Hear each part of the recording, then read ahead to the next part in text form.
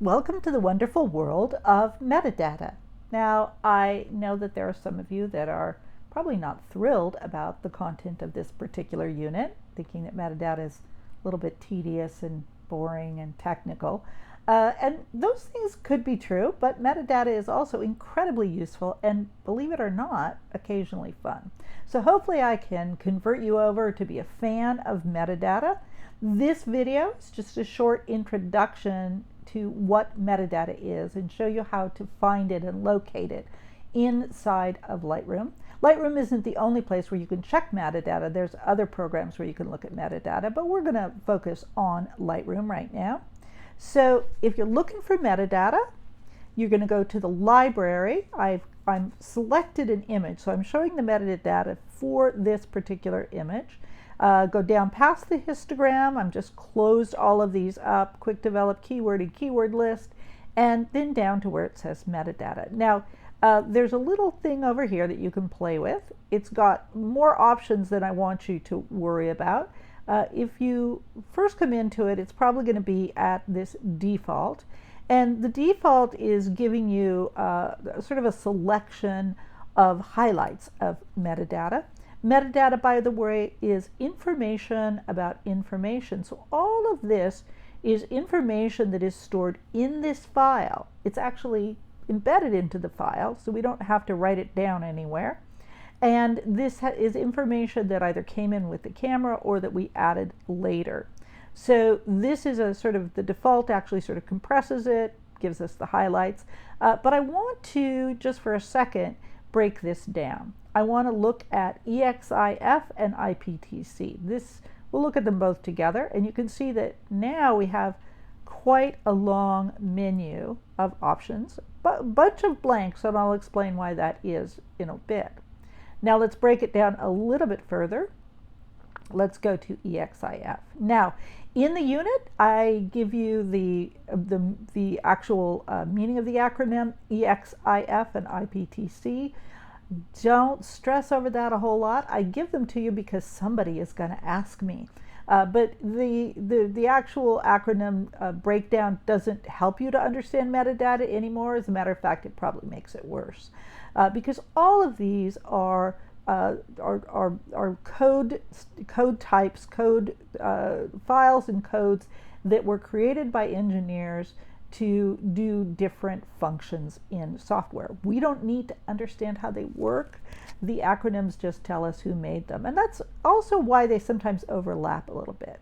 So I'm going to break it down a little bit. The EXIF metadata is primarily the metadata that is embedded into your file in your camera. Now, some of that is automatic. Your camera just does it. You don't have to tell your camera to do it. Some of it are things that you tell your camera to do. Now, it's a little bit mushy because there are some things that we do to the file that end up inside of the EXIF, like this is giving me the crop, which I actually did in Lightroom. But let's not overly worry about that. As for the most part, let's just take a look at the things that are here. Preset we're going to come back to later because that's actually universal. Anyway, let's go down and just look at some of the things that we have. We have the file name, which I did on import. We have these three are all the same, but this is the date and time that I made the photograph. Very important. And by the way, you want to make sure that your camera is set to the correct date and time so that this is correct. And then we have all this cool stuff. This is something I love about digital photography, is that all of the information about the exposure, the focal length, this is actually the effective focal length because I shot with a crop frame. Exposure bias, which I never have it set to that, but it tells us that.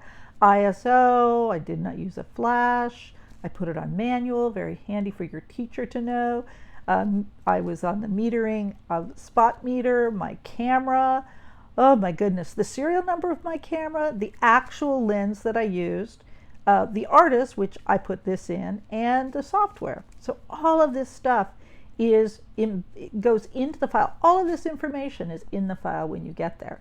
Very, very handy if you're trying to remember when you took it, if you're trying to remember if you were using a spot meter or what camera you took. It's all recorded.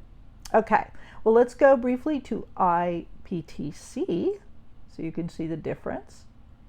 And then we'll go on in our next videos and talk about how you can use metadata. Okay, hopefully you can already see how handy it could be. So the IPTC generally is metadata that we add to a file later, and it's very, very flexible.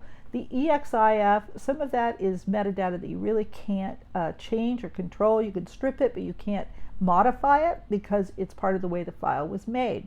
But the IPTC, this is things that we can actually modify and change. It's very useful because we can put in information about addresses, phone numbers, emails, all of this information about the maker I can put in my website.